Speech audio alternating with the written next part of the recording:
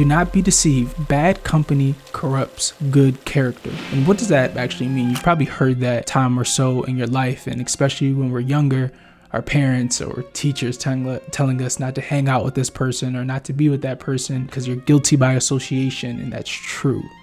And this goes on the lines of integrity and, even a step back of really who you surround yourself with, because whoever you surround yourself with, you'll become.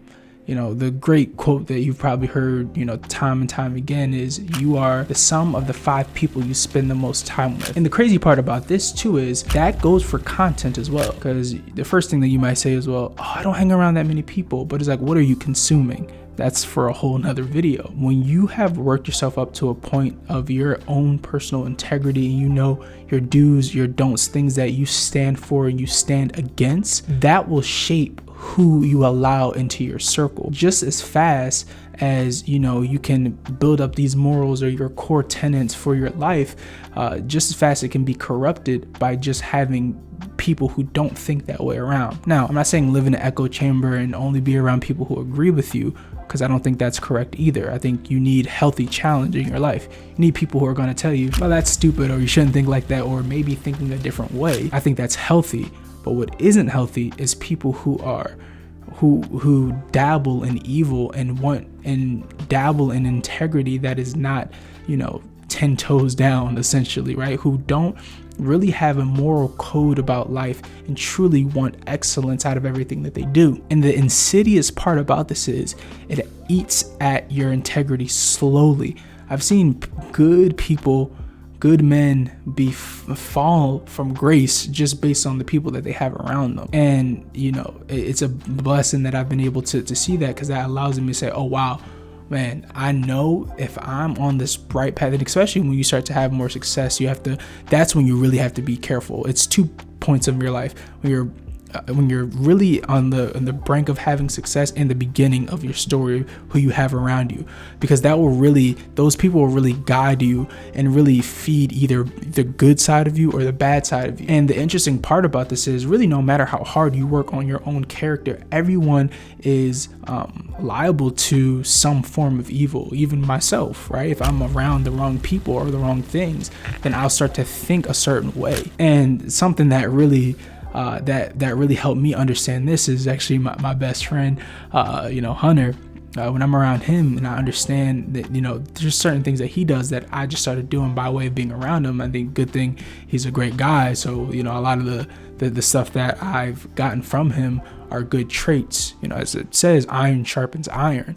And so if you're around people who of the same caliber, or even I would go so far to say quality, if you're around the people of the same quality, the same ethic, the same moral code, and that will shape and deepen your belief of what you believe. Again, not people who are just going to be an echo chamber and just agree on everything you say and everything you do is great and good and all that stuff. No, I get challenged all the time in my life of the way I think and how I shouldn't think certain ways and all that stuff. Again, that's healthy and good. And the crazy part about this is, it deep down, the people that you need to cut out of your life.